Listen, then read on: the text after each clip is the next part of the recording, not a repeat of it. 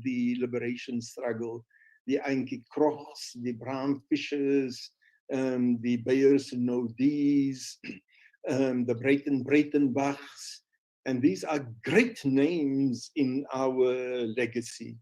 So Gideon, coming from a Jewish background, being a Jew, having served in the IDF, having been an advisor to Shimon Peres for a number of years, for that kind of person to break ranks with what we know in Afrikaans as the volk, the nation, the people, and especially if the people invest itself with some kind of super or supranatural or divine purpose or divine myths, as God has given us this or God placed us. It's very hard. And so I don't have a cap, Gideon, but if I had a cap, I would have taken my cap off for you. So thank you very much for joining us here today. Gideon, if I may start off with a question, and to those latecomers who just joined us, we are being joined by Gideon Levy, a writer for Haaretz and one of the most prominent voices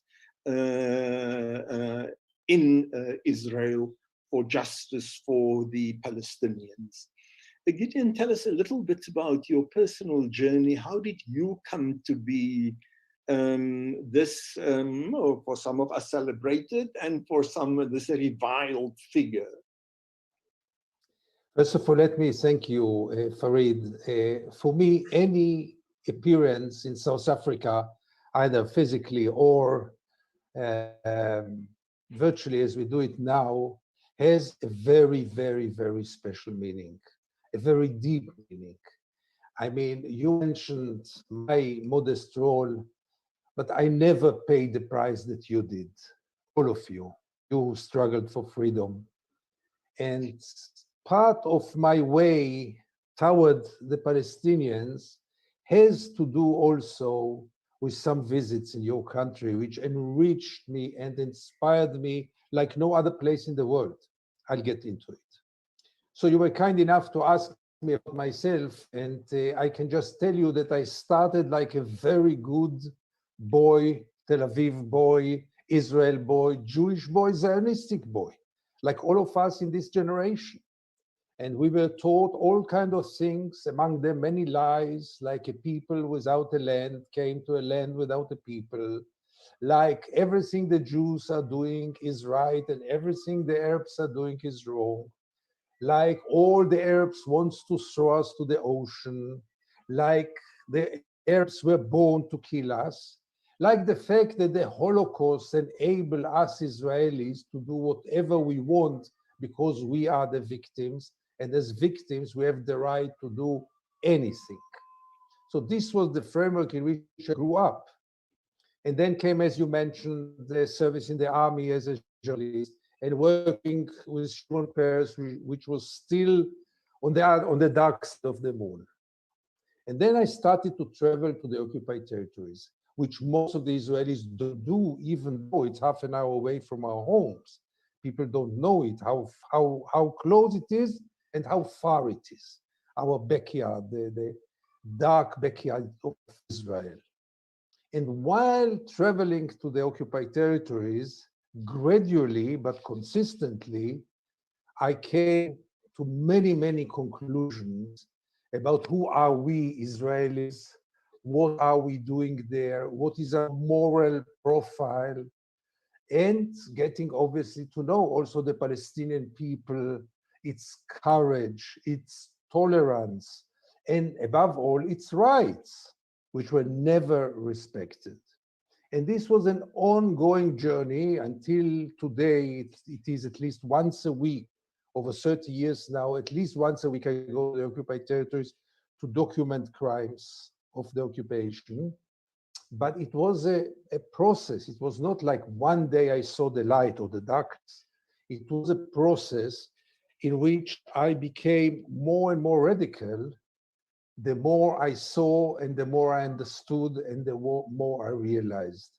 And it was also a very painful process of separating from Zionism, because you can't continue to believe in Zionism and think about yourself as a liberal or as or someone who cares about humanities, because by the end of the day, I'm very afraid to say Zionism is racist. That's, just in a small, as a small introduction. I guess we'll get to all those issues later on. And maybe I will mention just one thing, and those are the trips to South Africa, to your country, which really changed my views. Especially one tour, I've been a few times, once in a UN conference, once obviously in the funeral of Nelson Mandela, as I told you before, and one visit as a guest of your foreign ministry. And this was really, for me, this visit, meet many of your activists, big names. And I came back and something changed in me. I realized after this visit in South Africa that the unthinkable should be thought. That things that you think are impossible can become possible. That South Africa, with all its problems, and you know about them much more than I do, is today much more of a just place than 30 years ago. There's no argument about this. And above all, I came to the conclusion that the only solution is the one-state solution, one democracy between the Jordan River and the ocean, where, like blacks and whites and colored, Jews and Palestinians will live together. This one state exists already today. The only problem is its regime. And its regime is an apartheid, and we'll get to it later. But in your country, there was a shift in my view when I realized, yes, it is possible. Even though everyone tells us it's not possible, it is possible.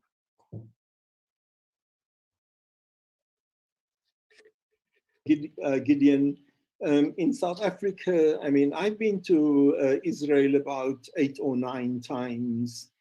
And the kind of divides that one sees both in, say, lesser in a city like Tel Aviv, a bit more in Jerusalem, but even at its worst in Hebron.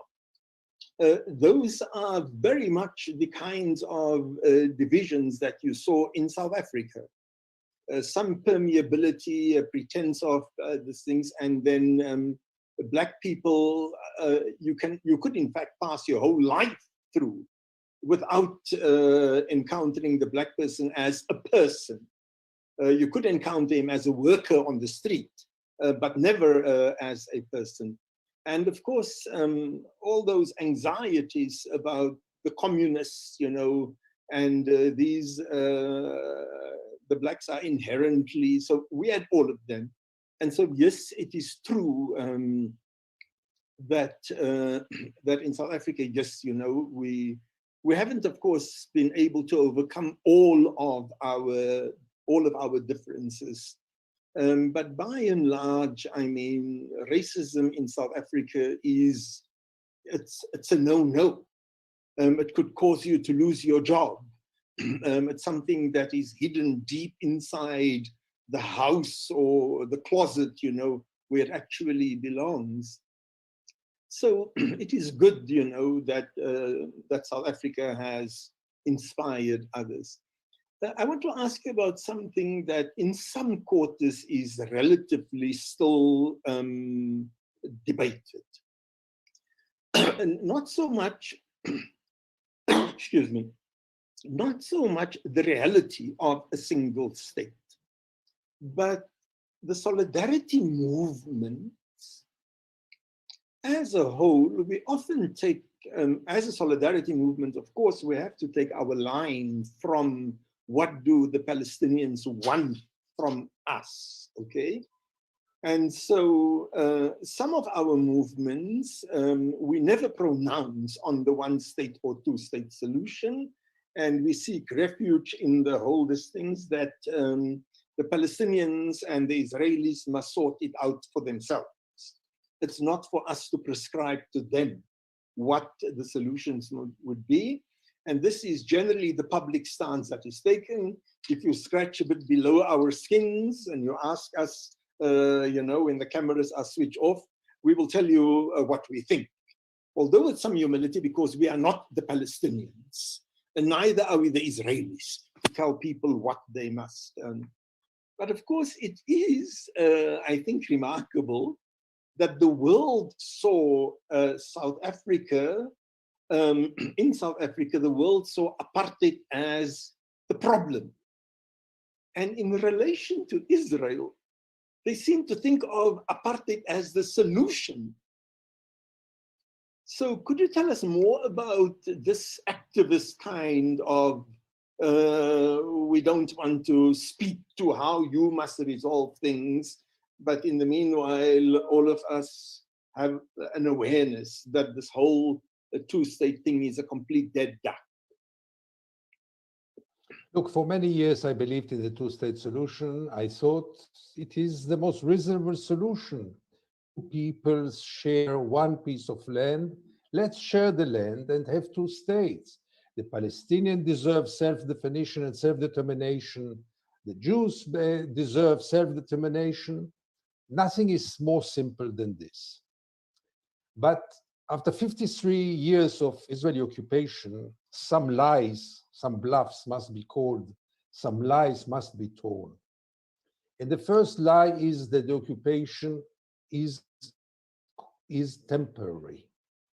For many years, most of the world believed, and most of the Israelis obviously, that the occupation is temporary. It's just, around the corner waits the solution. Around the corner, Israel is waiting for the Palestinian partner. And one day, this will come to its end, the occupation will come to its end. After 53 years, you have to realize that Israel had the intention to put an end to the occupation and will never have the intention to do it. It will never happen that one shining morning, the Israelis will wake up and say, oh, Farid, the occupation is not so nice, let's put an end to it. It will not happen. Like I believe the whites would have never given up apartheid system just because they would realize there is something immoral in it or unjust in it. Same in Israel. The second lie that must be exposed is the fact that the situation is still reversible. Namely, that a Palestinian state is a possibility, a viable one, and we are talking only about a viable Palestinian state. Where? You have been to Israel so many times and to Palestine, and you know the map, and you saw it on the ground. 700,000 settlers, including the Jews in East Jerusalem, will never be removed. The settlers are the strongest power group in Israeli society. Nobody, no Israeli statesman will be able to evacuate 700,000 settlers. And without their evacuation, there is no viable Palestinian state. So to continue to dream about something which is just impossible practically is playing into the hands of the occupation. The EU, the United States, most of the world is talking about two-state solution while knowing that is already impossible. But like this, including, by the way, the PA, the Palestinian Authority, they also stick to this train that left already the station, unfortunately. We have to realize it. The settlers won.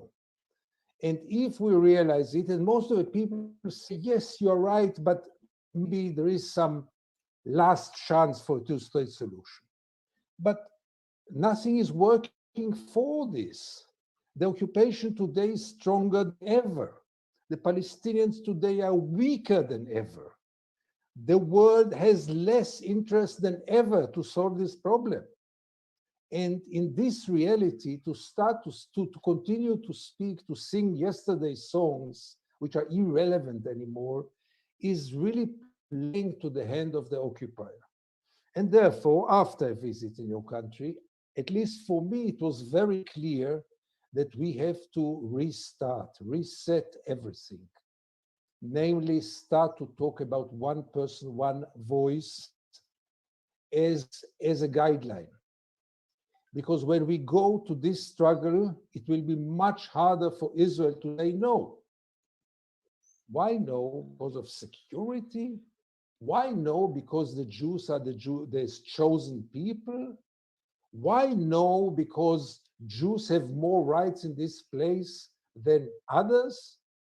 It will put Israel in the corner, and Israel will have one day to answer the question, are you ready to give equal rights? Yes or no? If Israel will say yes, which it will never do, then everything is fine, obviously. The Palestinians will go for it, I can assure you. If it will be a real equality, tomorrow morning.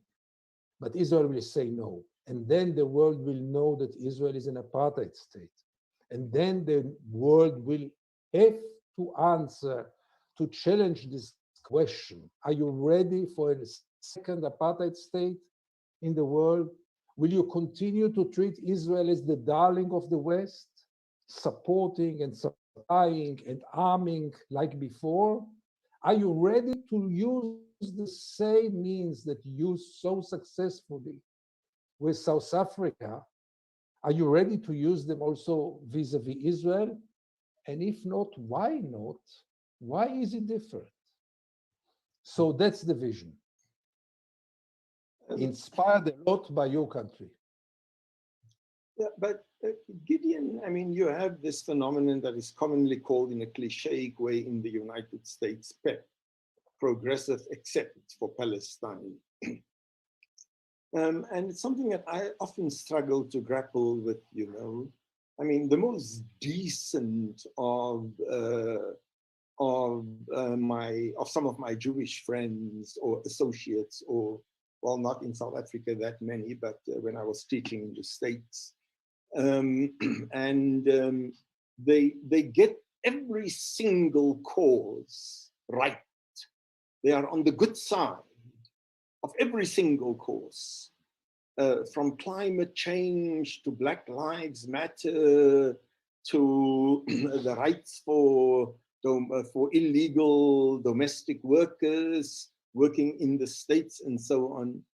And at the same time, there is this fascinating blind spot when it comes to Israel and the assimilation or the conflation of Jewish identity with the political identity of a contemporary nation state. What makes this so hard for people when this question comes up? If I may, Farid, it's a very good question and a very basic question, because here lies the key for everything. As long as the world will continue to see Israel as something else, as something special, as long as Israel has immunity, as long as Israel is not taking any responsibility and is not punished by any way for its crimes, nothing will move. And therefore, by the way, communities like yours and organizations like yours are right now the only hope, both of Palestinians and Jews who would like to see justice. It's a combination of factors, part of them manipulated by Israel, I must say. Above all, it is the special story of the Jewish people, which touches both Christians, many Christians, especially in the United States, as you know, and others, even people of conscience, who are aware both of the history of the Jewish people and obviously the Holocaust. The Holocaust paralyzes Europe because of guilt feelings. And Europe, mainly Western Europe, and also Eastern Europe, is paralyzed and is incapable of criticizing Israel because immediately it is accused as anti-Semitic. And Israel is manipulating it, especially in last years, where any criticism about Israel is immediately labeled as anti-Semitism. And people in Europe and also in the United States don't dare to raise their voice because they're scared to be accused as anti-Semites. Nobody wants to be labeled as anti-Semite.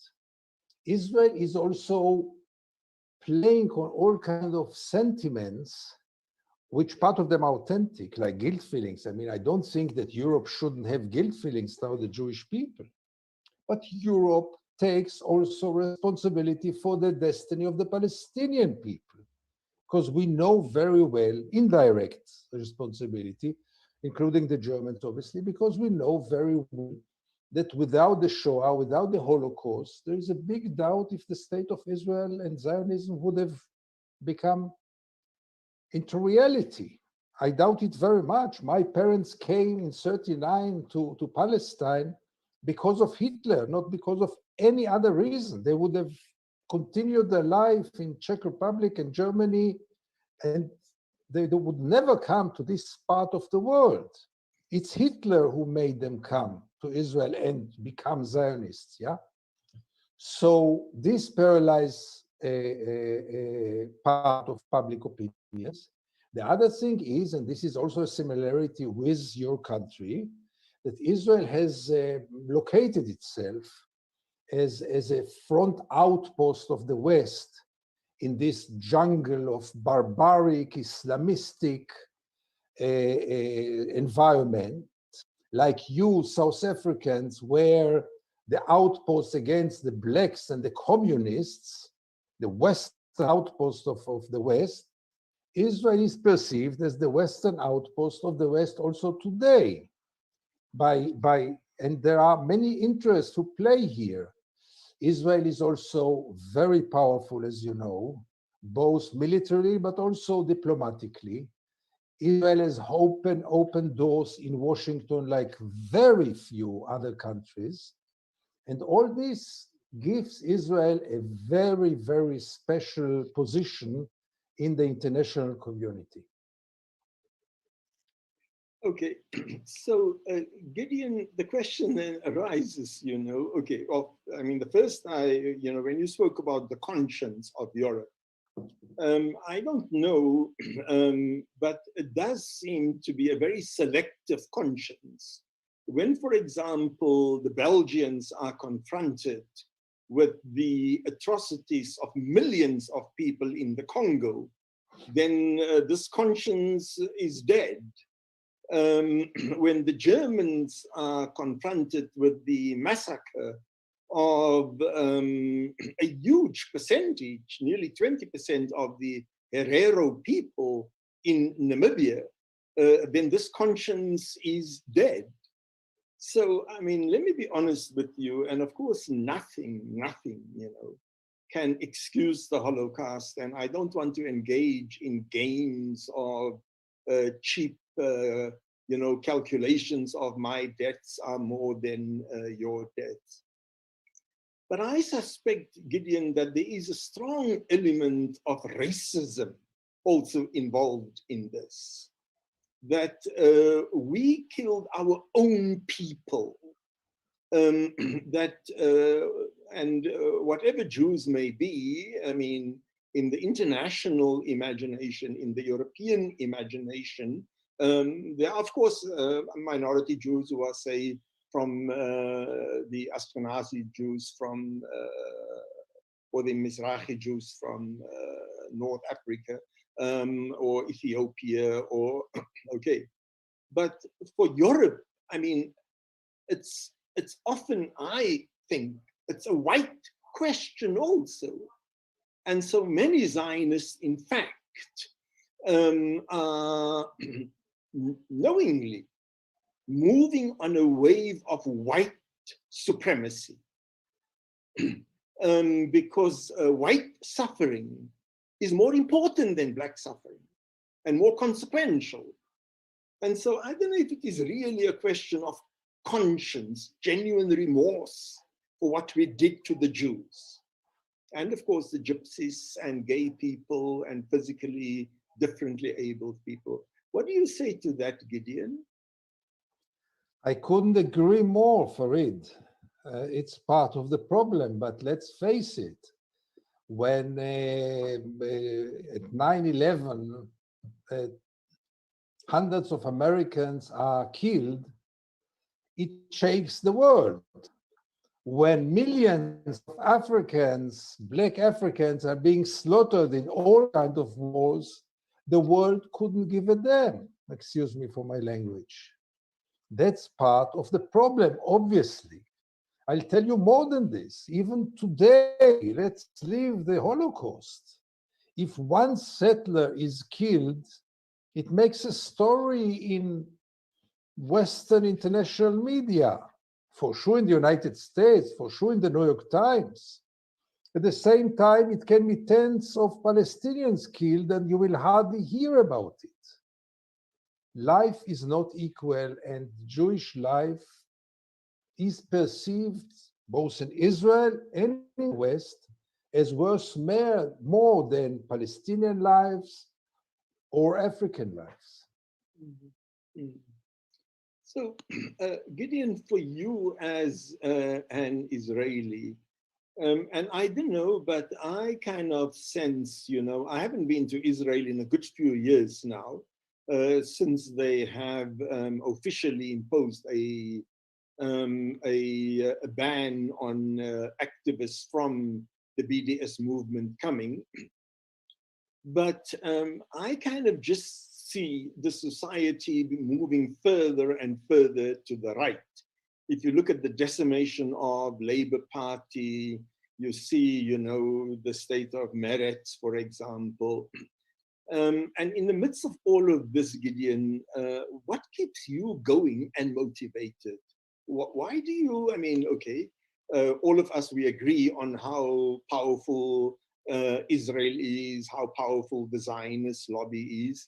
And in the middle of this, we keep on keeping on. What moves you?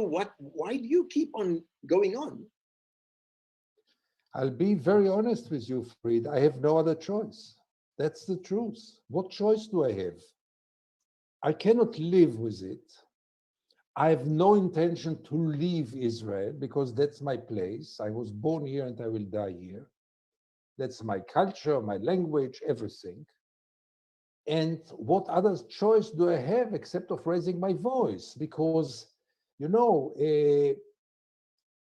when you face such an injustice, when you face so many atrocities and crimes on a daily basis, the crimes in the occupied territories are on the daily basis.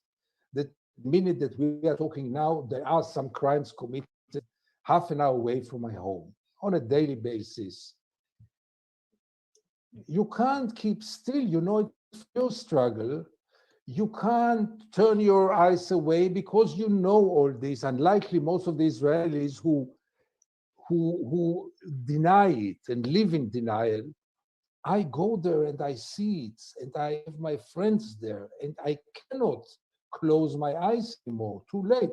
I was there when I was a young Israeli, as I told you before. Then I kept closed eyes and I lived in peace with myself. Today, I have no other choice but to continue. That's a remarkable response, Gideon. I have a kind of you may have gathered, I have a kind of I often approach things in a bit of a religious way also, And I often say, whether one believes in the last day or not, that's not. But to imagine that, just facing yourself into the mirror, how can I live with myself if I don't speak? So it's just a question of living with oneself, that I saw this happening and I did not remain silent. So, in some ways, absolutely. Okay. I want to move on to something more concrete, and that is the Bet Shalom report that recently came out, titled A Regime of Supremacy from the Jordan River to the Mediterranean Sea. This is apartheid. I'm sure you've looked at it. Could you tell us a bit more about this report, Gideon? and what kind of impact it may have. I mean, it has received a lot of publicity in abroad, in, say, the New York Times, the Washington Post. And again, sadly, it doesn't matter who else picks it up or doesn't pick it up. If it gets picked up in Washington and in New York, then it was really picked up. So it has received a lot of publicity recently. Can you tell us a bit about the report itself? And if you think that Israeli society will pause and reflect on this report, especially the very clear description by an Israeli organization of Israel as an apartheid society. It was picked up almost everywhere in the world except of one place, Israel. The Israeli, I can't say that Israel ignored it, but the Israeli media as a whole, which is the biggest collaborator with the occupation, really tried to ignore it. I mean, they published it, but as small as possible. And the systematic way of not bothering the Israelis too much with those things. Now, Bet Shalom is the biggest Israeli human rights organization. Very professional, very reliable, and works for many, many years, and has quite a lot of reputation abroad and also in Israel. For many years, they dedicated their work only to the crimes in the occupied territories.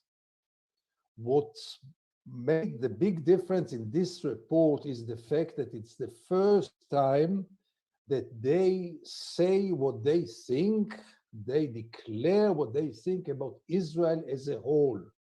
Because like me, they came to the conclusion, which should have been a long time ago, that you can't separate anymore. That this separation between the occupied territories and Israel, again, plays to the hands of the occupier. Because then you have this lovely democracy called Israel, this villa in the jungle, as one of the Israeli prime ministers defined it. And then in the backyard, there is some brutal regime, but very temporary and far away. It's a different place. And then we can live with it somehow, because Israel itself is such a lovely democracy and liberal democracy. Bet Shalom came to the conclusion that we can't continue with this lie, because there is no possibility to make the separation anymore. Because the fate of a peasant next to Jenin is being decided in Jerusalem by the Israeli Jewish government. And they all live under one regime. And you can't be half a democracy, like you can't be half pregnant. And once Israel is maintaining this brutal regime in the occupied territories, Israel cannot be defined anymore as a democracy.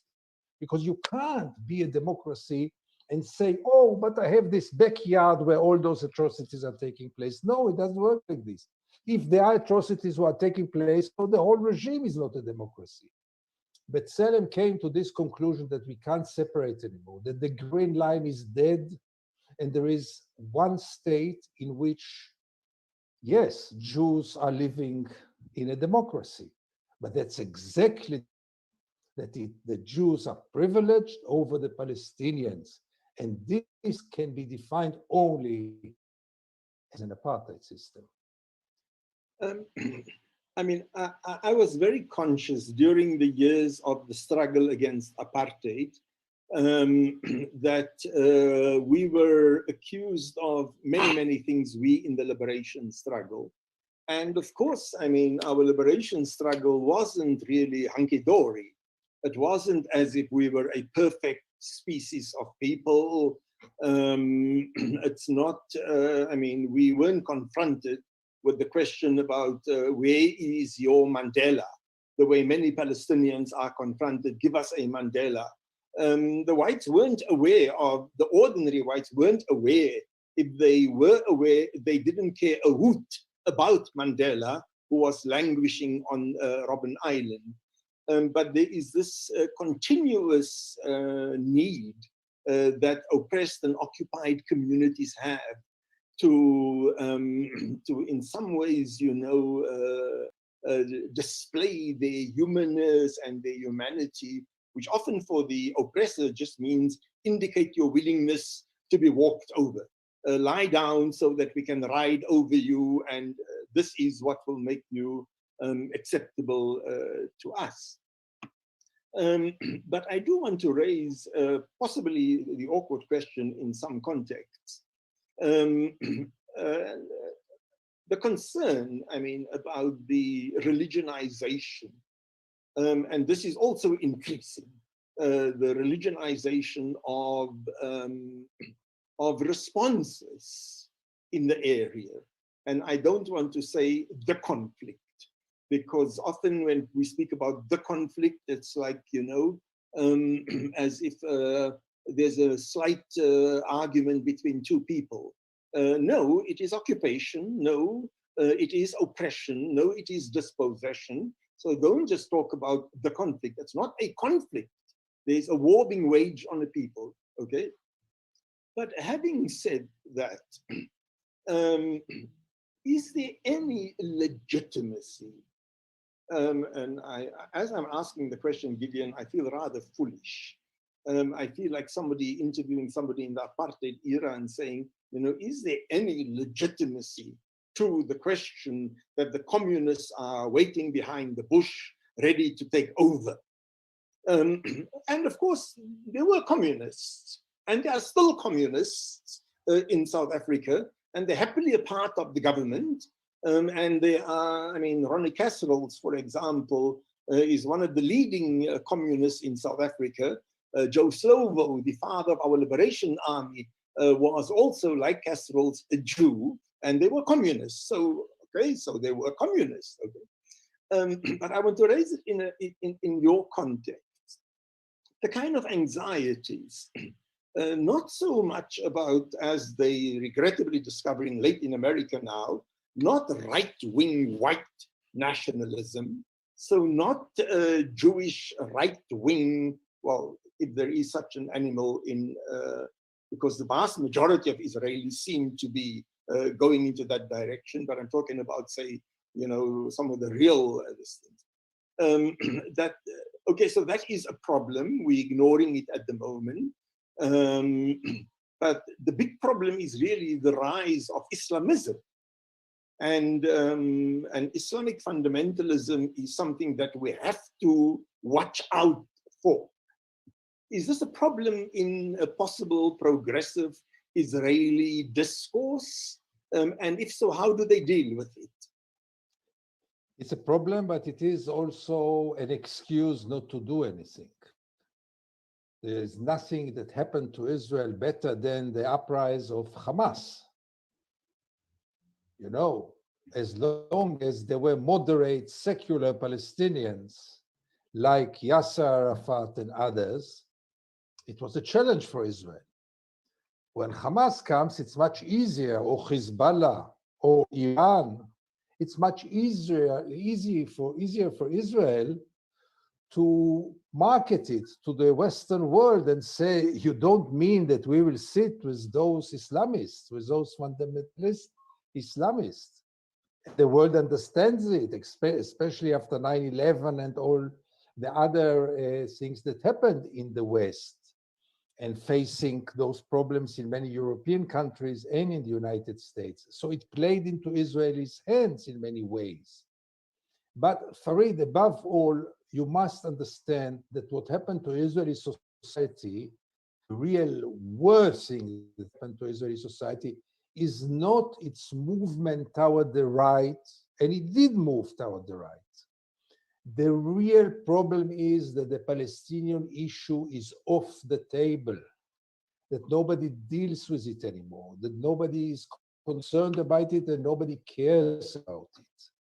That the most significant phenomena which defines the moral profile of Israel is not even being discussed anymore. I remember once the joke was that two Israelis share three views. Today, three Israelis hardly share one view when it comes to the Palestinian problem. They just, with the help, with the assistance of the media and other agents, they just go to a situation of total denial and lack of any kind of interest. It's even not being right-wing, it's even not being racist. It's just say, if we don't speak about the elephant, if we don't look at the elephant which is in the room, the elephant will disappear somehow. That's the major sentiment today in the Israeli discourse. And this is much worse than becoming right-wing, because then you can fight it somehow. Once it's off the table, once nobody cares, nobody wants to hear about it, nobody wants to discuss about it, nobody is ready to do anything about it, then we are really in problem. And then it is only about the international community to remind Israel that the elephant is still in the room, and how. You know, Gideon, in South Africa, the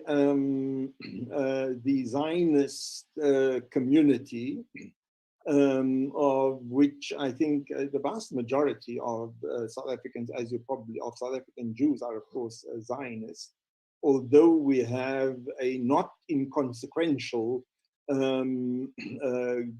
number of, well, we have at least two groups and many individuals inside the Jewish community who are deeply opposed to Israeli apartheid.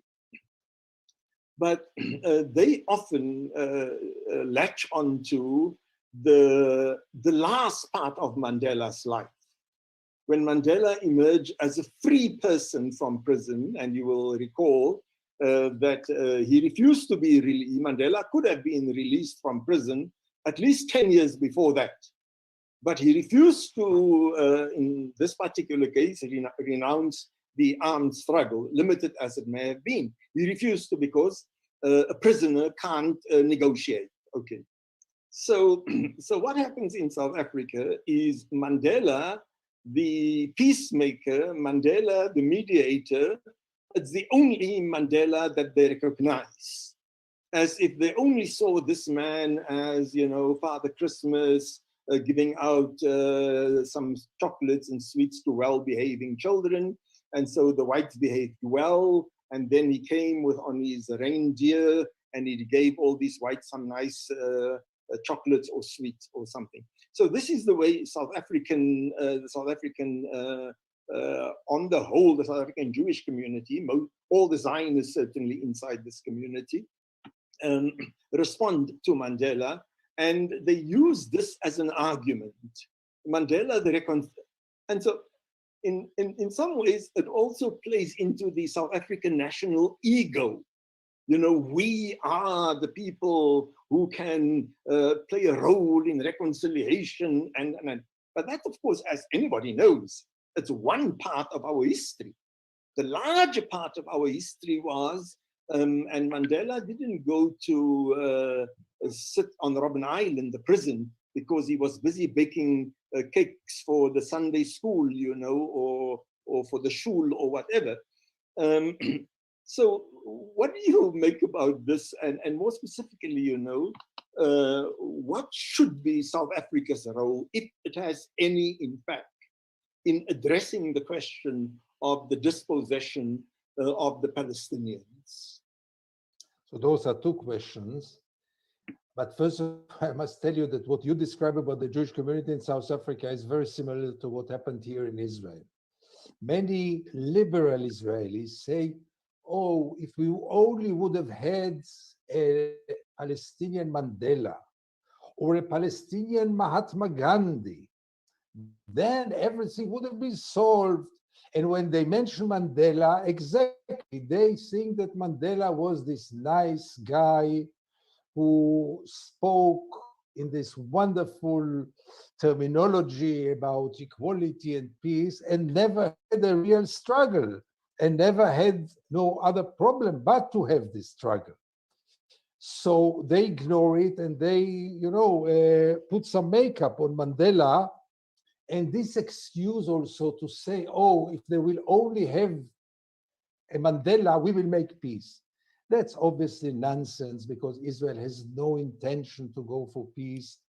And it could be 10 Mandelas on the Palestinian side and Israel will say no, and 10 Mahatma Gandhis and Israel will say no, until Israel will not have any other choice but to go for it, or until the price that Israel will pay will be much too high to continue it. Because most of the Israelis, you know, Farid, don't care so much about the occupation.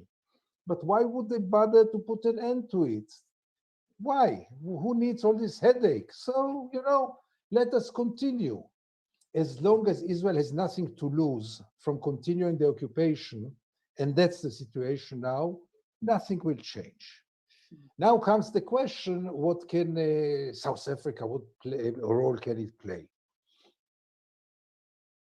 First of all, in the international context of today, in which the world lost interest, in which the world is supporting Israel maybe like never before, with all those populist regimes in Brazil, in Philippines, and obviously Donald Trump and others in East Europe, in Hungary, in Poland, in Romania, all this international atmosphere does not give much hope for the Palestinians because all those elements have no interest in their fate or in their rights.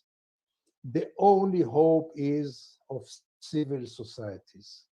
The only hope is from societies in many countries, mainly in democracies, when it also matters. When the civil societies raise their voice, there is someone who listens to them.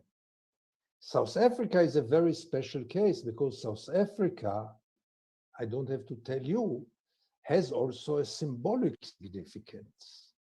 And, you know, Israel is trying to, again, as we live in denial, we also live in denial with the fact that, for example, South Africa is one of the very few countries in the world today who does not have an ambassador in Israel.